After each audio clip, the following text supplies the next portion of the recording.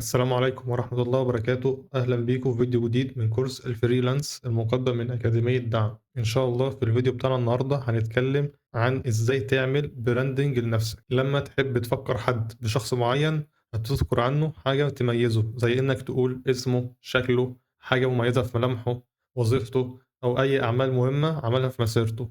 واللي بتعمله هنا إنك بتدور على العلامات المميزة في شخصيته علشان اللي بتكلمه يقدر يفتكره بسرعة. كل ما العلامات دي كانت مشهورة وواضحة أكتر، كل ما الشخص اللي قدامك افتكره أسرع. ده بالظبط اللي محتاجين نعمله لنفسنا في مسيرة الفريلانس. الموضوع اسمه براندنج يور سيلف، يعني نعمل شارة مميزة لنفسنا بتفرقنا عن الباقيين عشان العميل يقدر يفتكرنا بسرعة، وشغلك يبقى له بصمة واضحة في المجال. والطرق اللي بنستخدمها عشان توصف شخص الناس ما يعرفوهوش هي نفس الطرق اللي هنستخدمها عشان نعرف نفسنا، من أول اسمك لحد شكل السي في بتاعك. أول خطوة في البراندنج هو اسم البراند بتاعك. خد وقتك كويس وانت بتختاره. ممكن يبقى اسم عادي، ممكن يبقى اسمك أصلا، أو اسم يعكس مهاراتك الاحترافية.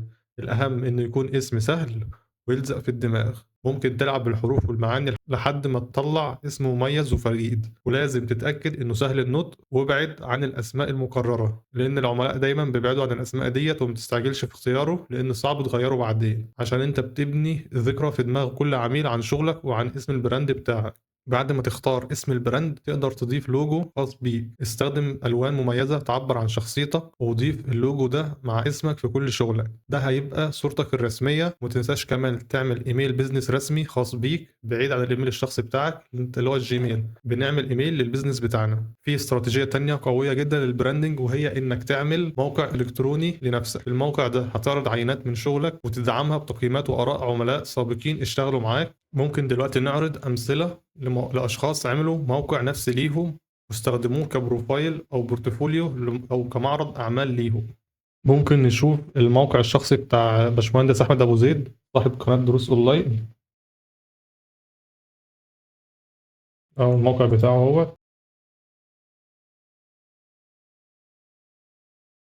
اختار اسم قصير للدومين بتاعه أو البراند بتاعه، هو مسميه أبو زيد. يعني ما اكتبش اسمه كامل أحمد أبو زيد، لا، هو اختار اسم قصير بيلزق في دماغ الناس، أبو زيد على طول. الموقع بتاعه عارض فيه منصاته عشان الناس تعرف قد ايه هو عنده ارقام معينه، وظاهر رحلته من بدايته لحد ما وصل للمكان اللي هو فيه دلوقتي. ممكن نعرض مثال يمكن يكون اوضح بكتير، بحيث ان هو برضه يبقى معرض اعمال. في برضه مبرمج يوتيوبر برضه اسمه غريب الشيخ. اهوت، ده الموقع بتاعه. مسمي برضه نفسه، مختار اسمه ايه، مختار دومين او براند لنفسه قصير وسهل حد يفتكره بيه، غريب.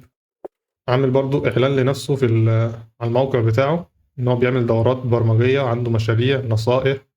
بيقول اللي هو عنده أحد أكبر القنوات التقنية في الوطن العربي، بيعلم الناس فيها البرمجة. عارض الكورسات بتاعته، عارض الشركات اللي بيشتغل معاها، وكمان حط آراء العملاء السابقين عنده في الموقع بتاعه، وحاطط مكان علشان تقدر تتواصل معاه بيه.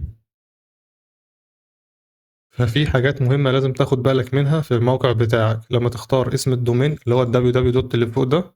لازم يكون قصير وسهل النطق ويعبر عن مجالك. هو هنا غريب الشيخ ما اختارش اسم يعبر عن مجاله عشان هو اصلا عنده جمهور، وهو واصل للناس، واسمه هو اللي بيستخدمه عشان يعبر بيه عن نفسه. عرف يحول اسمه لبراند. هو محتاجش يوصف مجاله عن طريق الدومين بتاعه. ولازم تتأكد إن الموقع بتاعك سهل الوصول ليه وسهل التصفح بين محتوياته، ما يكونش موقع تقيل. وخلي بالك إن الموقع لازم يكون متحدث في التصميم ويكون فيه عينات من شغلك الجديد. فالبراند بتاعك في الفريلانس بيتكون من اسم البراند بتاعك واللوجو الخاص بيك. يعني غريب الشيخ ده اللوجو بتاعه. برضه أحمد أبو زيد أعتقد برضه ليه لوجو. هو ليه لوجو بس على قناة اليوتيوب، صح؟ ده اللوجو بتاع أحمد أبو زيد. فالبراند بتاعك لازم يكون ليه اسم براند واللوجو الخاص بيك والموقع الالكتروني الخاص بيك. وفي طرق كتير تانية لتقديم السي في بتاعك بشكل تقليدي. تقدر كمان تعمل براند لنفسك عن طريق السي في بتاعك، واللي هنتكلم عنه بالتفصيل في الفيديو اللي جاي.